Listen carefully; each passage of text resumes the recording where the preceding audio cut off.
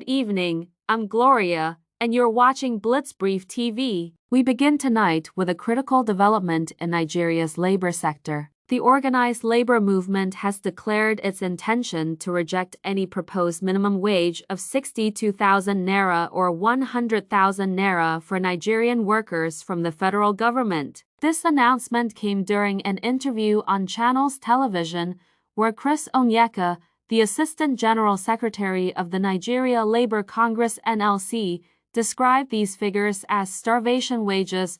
Onyeka emphasized that labor's demand for a living wage stands firm at 250,000 naira, which they believe is the minimum amount that can support an average Nigerian worker. He stated, "Our position is very clear. We have never considered accepting 62,000 naira or any other wage that we know is below what we know can take Nigerian workers home. We will not negotiate a starvation wage." The NC's stance remains unyielding, as Onyeka reiterated their demand for a 250,000 naira minimum wage, highlighting the stark realities of market prices and daily necessities such as rice, yam, and gari. The government has been given a one-week grace period to review its proposal, which ends tomorrow at midnight. If the federal government and National Assembly fail to meet workers' demands by then, the organized labor movement will reconvene to decide on resuming nationwide industrial action. Let's listen to what Rufai had to say about this minimum wage issue. A couple of things I'd like to clear out of the way,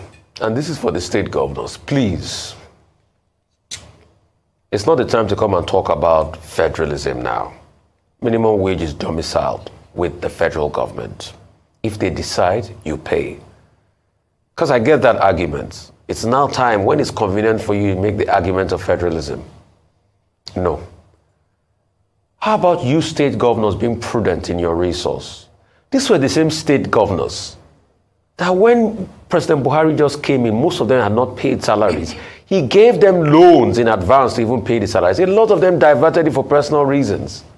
And look at all the shameless, very shameless political class, I keep saying, that always do things in their own interest against the people. Look at the state governors. Most of them end up in EFCC after office. Some of them, I should say. So when you are saying you cannot pay, people like the Edo state governor that said he was going to pay 70,000, doesn't he have challenges? But he prioritized the interests of the workers. And for the federal government, it's mixed messaging. When they say the extreme socioeconomic consequences and all of that, I look at them. Did they also extreme socioeconomic consequences when they went to spend billions of naira building a new home for the vice president? 21 billion. So wasn't the vice president living in a home before now? So that was the priority, building a home for the vice president at the expense of... Were there no consequences when they increased the allocation to the National Assembly? I have always advocated, if the National Assembly lawmakers truly love this country, out of the 344 billion they are taking, they should remove 150 billion there and reinvest it into the economy if they truly love the country. Those that I feel for in all of this are the organized private sector, which the policies of this same government make it difficult for them to pay. So in all of this, the only people I feel for is the organized private sector. But the government and the state governments, no, I'm not going to exonerate them. Because you've made life difficult for the organized private sector. This country is bereft with a lot of multiple taxation in the first place. The taxation money you are collecting from them, we're not even seeing it. Yet you tax them so much. Corporate income tax all-time high. Thanks to Taiwo Idele that is now saying we need to rejig the tax atmosphere in this country. And other things, no power and the likes. I only feel for the private sector. But labor too also needs to be respected. And that 62,000 naira, with due respect, is not going to work. So if they are going to go back to the table, let them go back to the table. Like they were listening to Dr. Abati the other day when he said over 60,000 naira. Doctor, anyway, you worked in government, so you know government so well. The next thing, they just humored you a bit. They put urgent 2K on top of the 60,000 naira. And they came up with a minimum wage. It's not practical. It's not realistic. It's not realistic. At a time where you have over 33% inflation, at a time where you have increase in cost of living, As of today, tomato is at an all-time high. People can't even make stew again. Your rich tomato stew, that was the hallmark of every Nigerian rice meal. In fact, we love our stew so much that people say we have trust issues. We even put stew on top of jollof rice.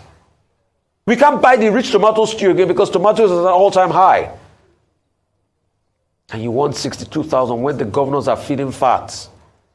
Please, for the love of mercy, let's go back to the table and have this conversation again.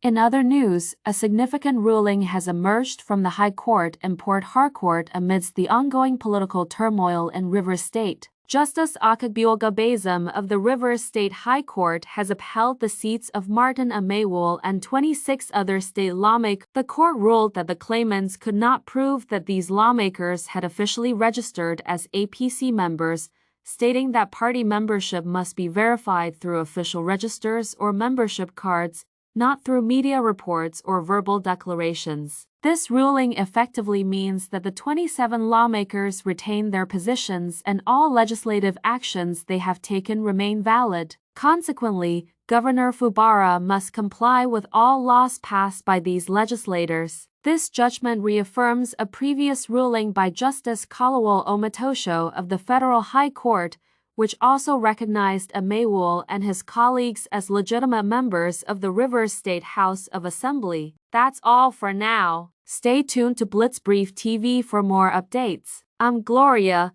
wishing you a good night.